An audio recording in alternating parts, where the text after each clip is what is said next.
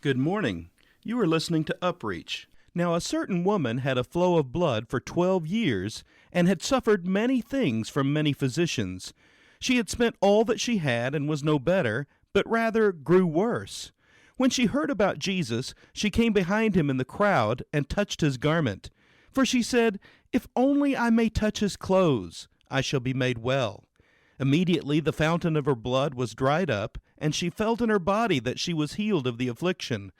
And Jesus, immediately knowing in himself that power had gone out of him, turned around in the crowd and said, "Who touched my clothes?" Mark chapter 5, verses 25 through 30. For Jesus to bring help and healing to others is a costly thing. When the woman in the crowd slips up unseen and touches the hem of his garment, Jesus stops because he knows that power has gone out of him. Paul Tournier, in his book, A Doctor's Casebook, tells of a certain experience. He tells about a doctor in Florence who sometimes gets so personally involved in physically assisting those who are suffering physical ailments that it has a similar mirrored effect upon him. Thus, he says, for example, my patient suffering from angina may find that his angina has suddenly gone, but I myself at once suffer a similar attack.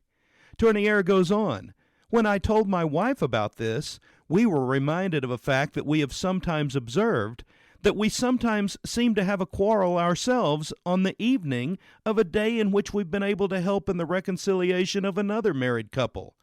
No one can help anyone else without some sense of virtue going out of him, and without, in the most real sense, entering into the other person's actual experience.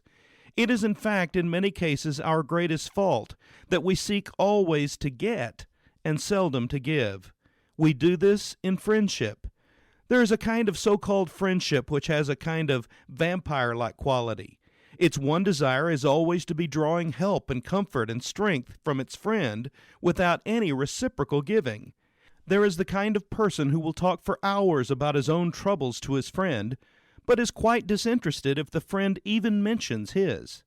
There is the kind of person who will presume largely on the rights of friendship, but who obviously finds it very inconvenient if anything is demanded from him.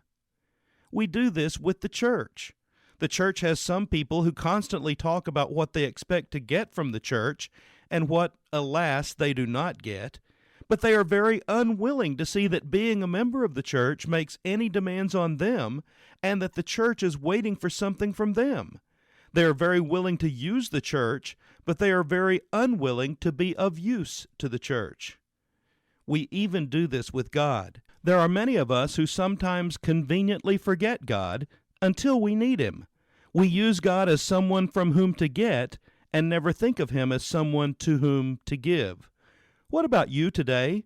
There is in life an inevitable exhaustion, which is the price of greatness in all things. No one can seek a comfortable ease and still know what greatness means and gives.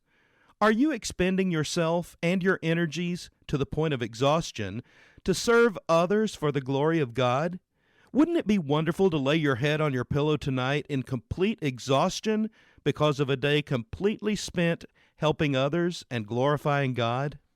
This has been UpReach, a presentation of the Church Street Church of Christ in Lewisburg, Tennessee. I am Kyle Bolton, the pulpit minister at Church Street, and I would like to personally invite you to come and share times of Bible study and worship with us each week. We meet every Sunday at 9 o'clock a.m. for our morning worship, followed by our Sunday school for all ages at 10:15 a.m.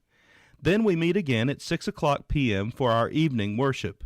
We also have a midweek meeting for devotion and Bible study on Wednesdays at 6:30 p.m. I hope to see you there. Have a blessed day. For all that you've done, I will thank you. For all that you're going to do. For all that you've promised and all that you are is all that has carried me through. Jesus, I thank you.